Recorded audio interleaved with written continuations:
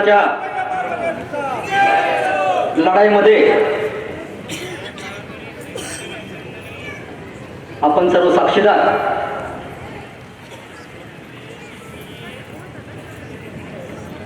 आज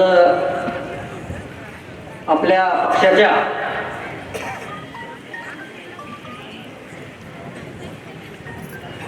जाहीर सभेच्या निमित्तानं उपस्थित असलेले आपले लाडके आमदार फवाद भैया, आपल्या नगराज पदाच्या उमेदवार सौ काजल संजय मेत्रे, आपले शिवसेनेचे सर्व 26 उमेदवार,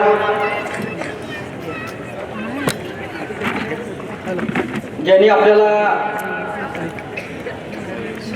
विकासाच्या दृष्टीने पाठिंबा दिला. एक विटा शहरात चांगला बदल झाला पाहिजे या भूमिकेतून पाठिंबा दिला. ते आपले राष्ट्रवादी काँग्रेसचे जिल्हा कार्याध्यक्ष बाबासाहेब बापू, आपल्या शिवसेना पक्षाचे जिल्हा प्रमुख संजय बापू, व्यासपीठावरील सर्व उपस्थित मान्यवर, पत्रकार बंधू, माता भगिनी, जाहीर सभेत फार न बोलणं हा माझा स्वभाव आहे. परंतु कदाचित शिंदे साहेब आले असते वेळेत तर 5 मिनिटं बोलणं सुद्धा अवघड झालं असतं. कारण का त्यांची वेळेची धावपळ आणि त्यांचा हिशोब हा त्यांचा रोज बघतोय मी की ते चुकत गेलाय. त्याचा येतील. मी काही गोष्टी तुम्हाला स्पष्ट सांगणार आहे की निवडणूक चालली कशासाठी, नेमकं निवडणूक कशासाठी आपण करतो. निवडणूक जाहीर झाल्यापासून स्वतः सांगतोय की कोणाला जिरवायचं आहे किंवा कोणाला संपवायचं म्हणजे निवडणूकच नाहीये. ही निवडणूक आहे परिवर्तनाची. विटा शहरात गेले 40 वर्ष एका कुटुंबाची वेगवेगळ्या मार्गाने सत्ता आहे. वेगवेगळ्या पद्धतीनं पक्ष बदलले पण सत्तेत राहणे हा एकमेव कार्यक्रम चालू आहे. पण लोकांचं काय, आम्ही काय करणार. मी तुम्हाला काही गोष्टी सांगतो. स्वर्गीय अनिल भाऊंनी 2014ला शिवसेनेत प्रवेश केला. तो प्रवेश केला त्यावेळेला शिवसेनेचं ब्रीद वाक्य होतं, विकासाचा प्राण धनुष्यबाण. ते ब्रीद वाक्य आम्ही आजपर्यंत चालवलं. निवडणूक लागली विटा नगरपालिके 2025ची आणि काय नाट्यमय घडामोडी घडल्या. जरा स्लोगन बदलायची वेळ आली मला. विकासाचा प्राण ऐवजी विश्वासाचा प्राण धनुष्यबाण करायची वेळ.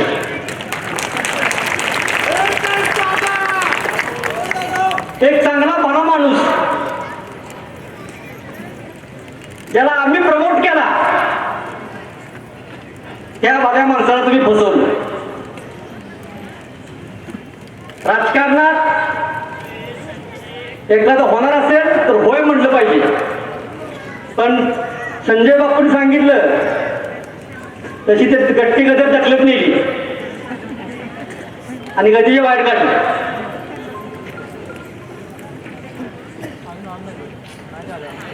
राजकारणातल्या ही फसवणूक तुमच्यावर 40 वर्ष केलेली आहे आणि त्या माणसावर आत्ता केली. 40 वर्ष तुम्ही संयम ठेवलाय. थोडं शिंदे साहेब हे पण ठेवा.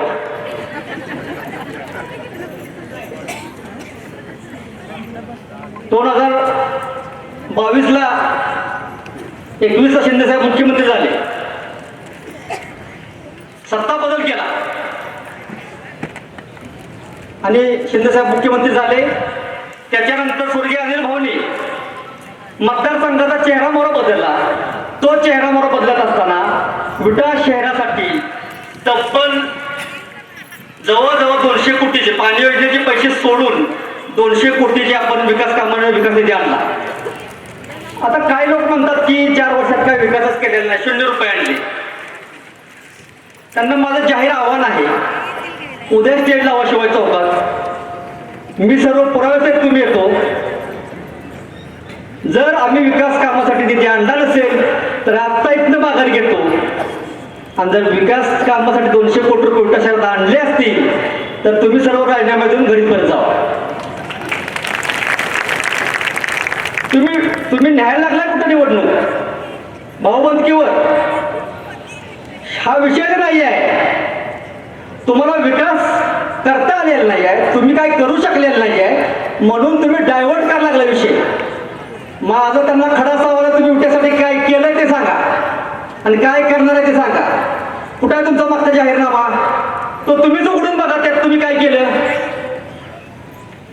दुसरा माझा सवाल असा आहे की ठीक आहे, तुम्ही पराभूत झाला, 2-3 महिने वाट बघितली, गेले 6 महिन्याला भाजपमध्ये गेला तुम्ही, गेल्या 6 महिन्यात उलट्या तुम्ही 1 रुपया आणू शकलेला नाही, मग तुम्ही नेमकं भाजपमध्ये गेला कशासाठी. आम्ही सांगतो आम्ही काय केलं ते. आमचे वडील स्वर्गीय अनिल भाऊ वारले, त्याच्यानंतर ह्या विटा शहरासाठी मी आणि स्वास्थ्य, स्वर्गीय अनिल भाऊ वारल्यानंतर तो आमदार नव्हता, आम्हीही काही नव्हतो. आपला मतदारसंघ विना आमदारांचा, विना सत्तेचा, आम्ही दोघं काय करतो तो फक्त. पण माननीय एकनाथ शिंदेने एवढी मोठी ताकद दिली आणि विटा शहरासाठी 79 कोटीची पाणीपुरवठा मंजूर केली. त्या पाणीपुरवठ्याचं 40% काम संपत आलंय. येणाऱ्या मे पर्यंत ते काम 100% पूर्ण होईल. ते 100% काम पूर्ण झाल्यानंतर विटा शहराला दररोज पाणी मिळेल. त्या पाणीपुरवठा योजनेला जे लाईट बिल येतं ते लाईट बिल नगरपालिकेला, तुम्हाला माहिती आहे पाणीपट्टी तुम्ही किती भरता. ती योजना आपण सोलर नेलेली आहे. परवा दिवशी ते सोलर पॅनल पण विट्यात पोहोचले. मी तुम्हाला शब्द देतो की ती योजना मे पर्यंत पूर्ण करून येत्या मेला त्या पाणीपट्टीचं उद्घाटन होईल. आणि दुसरं काम लगेचच शिंदेसाहेब कदाचित वेळेत पोहोचेल तुम्हाला सांगतील, पण लगेचच भुयारी गटार योजनेचा प्रारंभ आपण मे मध्ये करणार आहे. आमच्याकडे विजन आहे. तुम्ही काय सांगता लोकांना, घराघरात बांध लावली, कुणाच्या घरात बांध लावली. तुम्ही मुद्दा सरकवायला लागलाय राजकारणाचा. मुळात विकासाच्यावर बोला, ही निवडणूक नगरपालिकेची आहे त्याच्यावर बोला. तुम्ही त्याच्यावर कायच बोलत नाही. तुमच्या लक्षात आलं का काय गोष्टी काय घडणार आहे ते. मग माझी विनंती आहे की तुम्ही विकासावर गेलं पाहिजे. तुम्हाला विकासाच्या कल्पना काय आहेत का तुमच्या, त्या मांडल्या पाहिजे. तुम्ही त्या का मांडत नाही.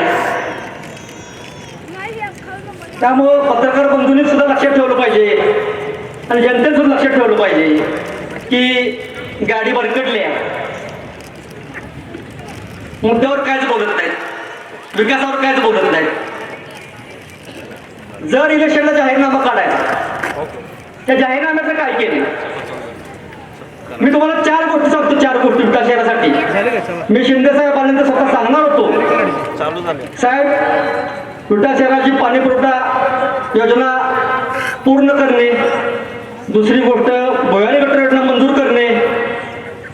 जे आपल्या शहरातील रस्ते गटारी गेले 40 वर्षे तोच प्रश्न घेऊन आम्ही फिरतोय, अजून तेच पूर्ण करतोय.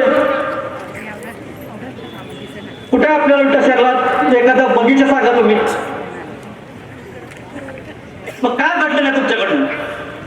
आता मी परवा मला वाचण्यात आलं काहीतरी की थोडं एक असं फेसबुकला पोस्ट पडली की महिलांसाठी स्वच्छता गृह उभारणार. अहो तुमच्या घरातल्या महिला 5 वर्ष नगराध्यक्ष होत्या, मग त्यावेळेस तुम्हाला का सुचलं नाही की महिलांसाठी स्वच्छता उभा करायला पाहिजे.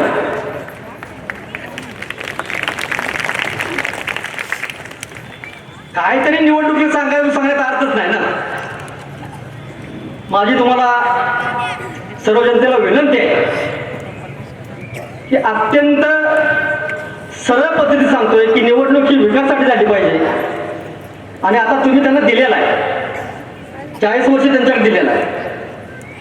तिथं अमोल बाबर तुम्हाला आज शब्द देतो, उद्या सत्ता आली तर अमोल बाबर कुठल्याही पदावर जाणार नाही नगरपालिकेत. सर्वसामान्य लोक ती नगरपालिका बघतील. पण त्या सत्तांतर करून विटा शहरातला नागरिक प्रत्येक कामासाठी अत्यंत शिस्तीत आणि न विटा नगरपालिकेत यायला पाहिजे आणि कुठल्याही गोष्टीशिवाय नगरपालिकेचा कारभार चालला पाहिजे. ह्यासाठी सत्तांतर करणं गरजेचं आहे. ते तुम्ही करावं. आणि नगरपालिकेचा कारभार जर आम्ही चांगला नाही करू शकलो आणि विकास आम्ही जे सांगतोय हे तुम्हाला बोलतोय रेकॉर्डिंग राहणार आहे, ते कुठं लपणार नाही किंवा ते पुसणार नाही. हे सगळं मी सांगतोय, ऑन रेकॉर्ड सांगतोय की येत्या 3 वर्षात जर आमचा अजेंडा आम्ही तो पूर्ण करू शकलो नाही तर कुठल्याही निवडणुकीला मत मागायला तुम्ही दाद देणार नाही.